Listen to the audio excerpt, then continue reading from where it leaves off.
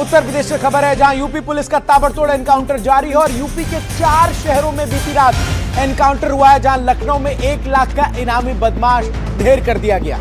कानपुर में 25,000 का इनामी अरेस्ट किया गया है। मुजफ्फरनगर में 6, झांसी में 2 बदमाश गिरफ्तार किए गए। तो एक के बाद एक उत्तर प्रदेश के 4 अलग अलग जगहों की तस्वीरें आपको दिखा रहे हैं। लखनऊ, मुजफ्फरनगर, कानपुर और झांसी, जहां पर यूपी पुलिस की सख्ती अब एक के बाद एक नजर आ रही। तमाम वो बदमाश शिकंजे में लिए जा रहे हैं जो अपना दबदबा इस्तेमाल कर रहे थे, जिन्होंने माहौल खराब कर रखा था।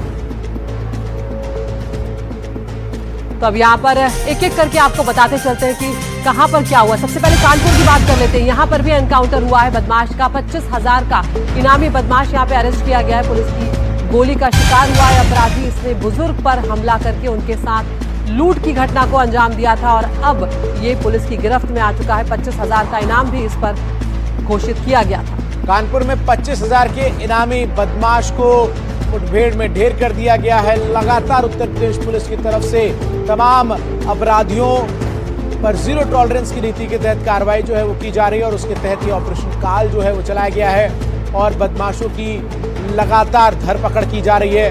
और न केवल कानपुर बल्कि अलग अलग जिलों से ये खबरें सामने आई हैं, जहां 25,000 के इनामी को कानपुर में आपको बता दें गिरफ्तार किया गया। एनकाउंटर के बाद गिरफ्तार किया गया। पहले पुलिस ने पकड़ने की कोशिश की, लेकिन उसके बाद जब बदमाश की तरफ से पुलिस पर जवाबी फायरिंग की गई तो उसके बाद पुलिस ने प्रतीकात्मक रूप में कार्रवाई करते हुए बदमाश को एनकाउंटर में गिरफ्तार कर लिया है। तो ये जानकारी कानपुर से है।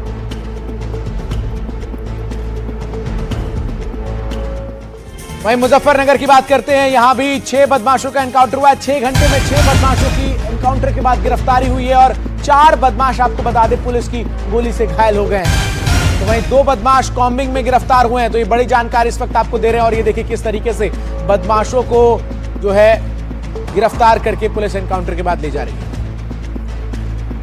तो मुजफ्फरनगर में भी 6 घंटे में 6 बदमाशों की गिरफ्तारी हुई है। 4 बदमाश पुलिस की गोली से घायल हुए हैं। 2 बदमाश कॉम्बिंग में गिरफ्तार हुए हैं और लगातार उत्तर प्रदेश के अलग अलग जिलों से ये खबर सामने आ रही है, जहां 4 बदमाश मुजफ्फरनगर में आपको बता दें कि घायल हुए हैं। 2 बदमाश कॉम्बिंग में अरेस्ट हुए। और अब लखनऊ की खबर आपको बता रहे हैं, जहां पर एक बड़ा बदमाश ढेर कर दिया गया। 1 लाख का इनामी बदमाश था लखनऊ में, जिसे ढेर किया गया है। पुलिस के एनकाउंटर में इसे मार गिराया गया। कैब ड्राइवर की हत्या का यह आरोपी था। ड्राइवर की हत्या कर इसने कार को लूट लिया था। 2 पिस्टल और जिंदा कारतूस और खोखा भी इससे बरामद किया गया है। तो एक के बाद एक तमाम जगहों पर ये एनकाउंटर्स किए जा रहे हैं और राजधानी लखनऊ में 1 लाख का इनामी ढेर किया गया है। तो यहाँ पर उत्तर प्रदेश सरकार का संदेश साफ है कि जो भी माहौल खराब करेगा, कानून व्यवस्था पर एक तरह से हमला करेगा, कानून अपने हाथ में लेगा, उससे बख्शा नहीं जाएगा यहाँ पर। और ये लखनऊ की तस्वीरें आपको दिखा रहे हैं। ये वो टीम है जिसे सफलता हाथ लगी है 1 लाख के इनामी बदमाश को ढेर करने में। लखनऊ जैसी खबर झांसी से भी आई है, जहां झांसी में भी 2 बदमाशों का एनकाउंटर किया गया है। ई रिक्शा लूट के आरोपी को गिरफ्तार किया गया है और गोली लगने से एक बदमाश गिरफ्तार हुआ, तो वहीं दूसरा बदमाश कॉम्बिंग में गिरफ्तार किया गया है। बदमाश से ई रिक्शा, मोबाइल और पैसे बरामद किए गए हैं। तो अपराधियों के खिलाफ उत्तर प्रदेश पुलिस की जीरो टॉलरेंस की नीति का परिणाम उत्तर प्रदेश के अलग अलग जिलों में अलग अलग ऑपरेशंस में जब नजर आ रहा है, उसकी ये खबर हम आपको बता रहे हैं। जहां आपको बता दें कि गोली लगने से एक बदमाश को गिरफ्तार किया गया है। दूसरे बदमाश को कॉम्बिंग के दौरान हिरासत में लिया गया है और लूट का सामान भी बदमाशों से बरामद किया गया। तो मुजफ्फरनगर, कानपुर, लखनऊ, झांसी, उत्तर प्रदेश के कई जिलों में बीती रात ऑपरेशन जो है वो चले। 2 सहयोगी इस वक्त हमारे साथ जुड़ रहे हैं। रणवीर हमारे सहयोगी लखनऊ से और मोनू सिंह हमारे साथ मुजफ्फरनगर से जुड़ रहे हैं। सबसे पहले रणवीर का रुख कर लेते हैं। रणवीर, ये पूरा ऑपरेशन क्या था उत्तर प्रदेश पुलिस का, जिसके तहत अलग अलग जिलों में एक साथ ये कार्रवाई होती हुई नजर आई है अपराधियों पर? देखिए, पिछले महीने कानून व्यवस्था को लेकर मुख्यमंत्री योगी आदित्यनाथ ने एक बैठक की थी और अपराधियों से कहा था कि जो चार्जशीटेड और हिस्ट्री शीटेड अपराधी हैं, उनकी सिर्फ हिस्ट्री शीट तैयार करके ना रखी जाए, उनको गिरफ्तार करने की कार्रवाई हो। और इसी वजह से अलग अलग जिलों में आप देख रहे होंगे कि लगातार एनकाउंटर्स हो रहे हैं। और अगर बीती रात की बात करें तो बीती रात 4 नहीं बल्कि एक और एनकाउंटर का अपडेट आया है। मुजफ्फरनगर के बाद मेरठ में भी एनकाउंटर हुआ है, यानी पश्चिमी उत्तर प्रदेश में मुजफ्फरनगर, मेरठ में, इसके अलावा लखनऊ, कानपुर और झांसी ये 5 शहर हैं जहां पर एनकाउंटर्स हुए। इसमें सबसे बड़ा एनकाउंटर लखनऊ में था, जिस गुरसेवक नाम के आरोपी के खिलाफ 1 लाख रुपए का एक इनाम लखनऊ में और 50,000 रुपए का इनाम शाहजहांपुर के एक मामले में था। तो यानी 1.5 लाख का इनामी था। इसके अलावा बाकी 25,000 के इनामी थे। और इस बीच एक खबर मेरठ से भी आई, जहां पे रेप का एक आरोपी एनकाउंटर में घायल होकर गिरफ्तार हुआ है। तो ये उस नीति की वजह से रोज दिख रहा है कि रोज रात में 5-7 एनकाउंटर्स हो रहे हैं, क्योंकि सीएम ने कहा है कि हिस्ट्री शीट तैयार करके थानों की चार्ट में तस्वीरें लगा करके अपराधियों का और सामने नाम और पता लिख करके काम नहीं चलेगा। जो अपराधी हिस्ट्री शीटेड हैं उनको अरेस्ट करना होगा, और उनको अरेस्ट करने की कोशिश में ही जब पुलिस पर फायर हो रहा है तो काउंटर फायर में पुलिस अपराधियों पर फायरिंग कर रही है और कुछ गिरफ्तार हो रहे हैं। बड़ी पहले रणवीर उस लिहाज से भी, क्योंकि कई बार होता है कि पुलिस की तरफ से भी देखते हैं कि एक देरी जो है वो होती चली जाती है, लेकिन यहाँ पर जो अब ताबड़तोड़ एक्शन लिया जा रहा है वो एक सख्त संदेश यहाँ पर अपराधियों में दे रहा है। मोनू सिंह के पास चलते हैं। मुजफ्फरनगर में एक के बाद एक 6 बदमाशों को यहाँ पर पकड़ा गया है। मोनू, क्या डिटेल्स यहाँ पर मिल रहे हैं? किस तरह की पृष्ठभूमि थी इन लोगों की? देखिए, मुजफ्फरनगर पुलिस लगातार अपराधियों पर काल बनकर बढ़ रही है। कल मुजफ्फरनगर में 2 अलग अलग थाना क्षेत्र में मुठभेड़ हुई है।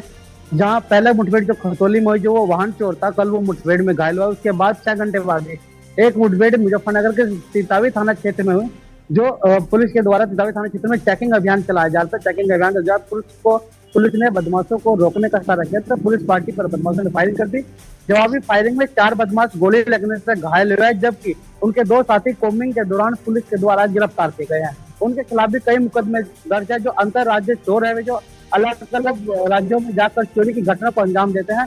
लगातार जो मुजफ्फरनगर पुलिस है, जो अपराधी है उन पर लगातार कार्रवाई कर रही है। उसी कड़ी में कल रात भी पुलिस ने जो ऑपरेशन चलाया था उसमें 6 लोग गिरफ्तार हुए, जबकि 5 लोग मुठभेड़ में घायल हुए हैं। बहुत बहुत शुक्रिया मोनू, लौटेंगे आपके पास, नजर बनाए रखिए। आपका शुक्रिया। रणवीर, आप बने रहिए हमारे साथ। तो यहाँ पर एक और खबर जो आ रही है वो भी उत्तर प्रदेश से ही आ रही है, और यहाँ पर अखिलेश यादव ने मुख्यमंत्री योगी आदित्यनाथ पर एक बड़ी टिप्पणी करी है। अखिलेश यादव ने कहा है कि योगी की तुलना उन्होंने एक तरह से घुसपैठियों से कर दी है, और कहा है कि घुसपैठियों पर बीजेपी के पास झूठे आंकड़े हैं। सीएम योगी उत्तराखंड से हैं, उन्हें वहीं भेजना चाहिए। सोशल मीडिया पर अब अखिलेश यादव का ये बयान जो है वो वायरल हो रहा है, जिसमें उत्तर प्रदेश के मुख्यमंत्री योगी आदित्यनाथ पर निशाना साधते हुए कह रहे हैं कि जो सीएम है वो उत्तर प्रदेश के नहीं उत्तराखंड से हैं और उन्हें वहीं भेजना चाहिए। इसके साथ इन्होंने कहा कि घुसपैठियों पर बीजेपी के पास झूठे आंकड़े हैं। अखिलेश यादव का ये बयान अब सोशल मीडिया पर काफी तेजी से वायरल है, और इसे सीधे तौर पर मुख्यमंत्री योगी आदित्यनाथ पर निशाने के तौर पर देखा जा रहा है।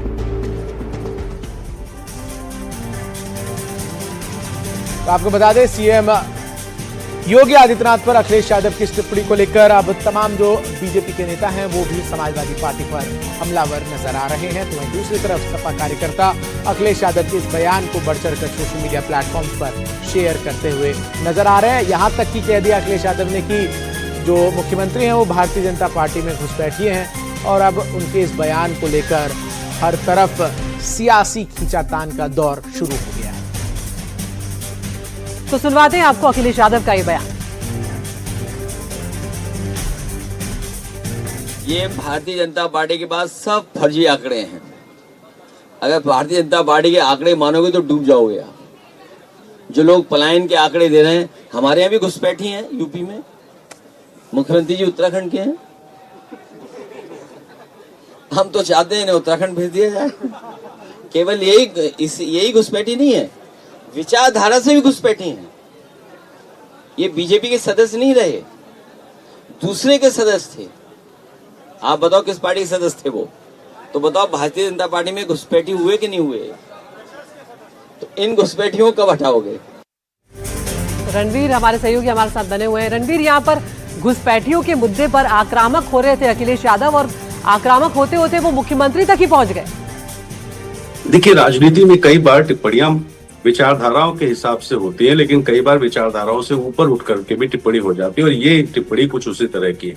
अखिलेश यादव, जो कि मुख्यमंत्री के बारे में जाहिर है कि वो समाजवादी हैं और मुख्यमंत्री बीजेपी से है, तो उन पर टिप्पणी करेंगे, लेकिन उत्तराखंड से होना ये कोई इस तरह की टिप्पणी है, क्योंकि जब योगी आदित्यनाथ एक सन्यासी के तौर पर गोरखनाथ मंदिर आए थे, महंत वैद्यनाथ जी के उत्तराधिकारी बने थे, तब वो दौर 90 का दशक था, लगभग 96 के आसपास, और उत्तराखंड का गठन साल 2000 में हुआ है। तो जाहिर है उत्तराखंड और उत्तर प्रदेश एक राज्य था, और वैसे भी तमाम सारी जगहों पर बहुत से लोग ऐसे हैं जो दूसरी जगहों पर जाके बसे हैं और वहां पर बस के उन्होंने राजनीति की और राजनीति में बहुत ऊंचाई तक पहुंचे।